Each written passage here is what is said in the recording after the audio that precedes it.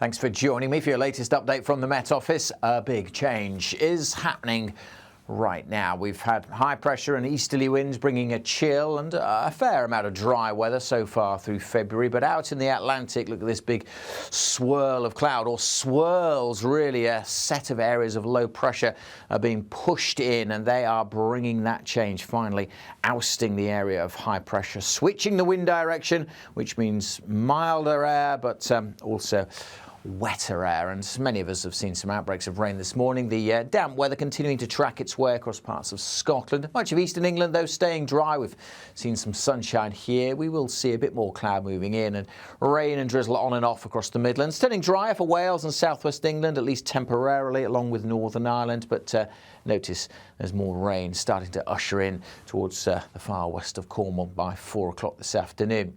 Quite breezy still along some of these North Sea coasts, and quite gusty around western coasts as well. Temperatures, though, are starting to pick up. One more chilly day in the east. Temperatures here only 5 or 6 degrees for most of the afternoon, but for the south and west, look at that, double digits, and that milder air will spread steadily along with the cloud and rain north and eastwards through the night. So it turns pretty wet this evening for Wales, Northern Ireland, southwest England. That rain then sweeps across Scotland before midnight. The rain fairly patchy in eastern areas, but there will be some getting to eastern England, and then further outbreaks of rain come in from the west, staying quite gusty around western coasts especially.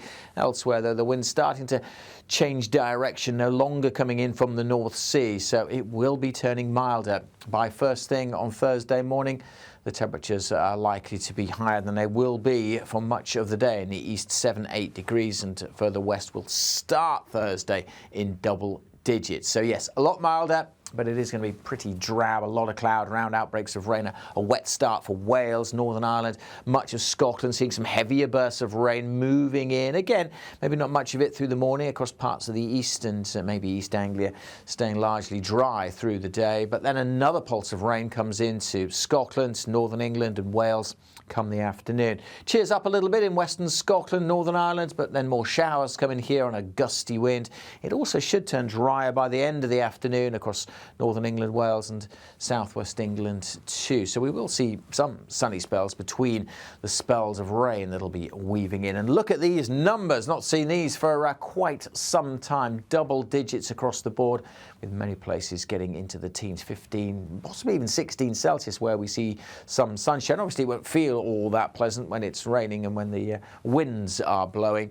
And we will continue to see gusty winds and further showery outbreaks of rain across Scotland and Northern Ireland during Thursday evening. For England and Wales, many places will be dry on Thursday evening, but behind me lurking there are more weather systems developing. So we'll see these weather fronts come charging in from the Atlantic as we head to Friday. The isobars really squeezing together, and we do have a Met Office yellow wind warning in place for parts of the west, getting quite lively during the course of Friday. Those weather fronts will bring further spells of rain. Some question marks about how much rain we get on this weather system across the southeast. Many places looking a bit drier on Saturday at least, before another low pressure and more weather fronts and more tightly packed isobars bring another spell of wet and windy weather during the second half of the weekend. So it's a lively few days ahead.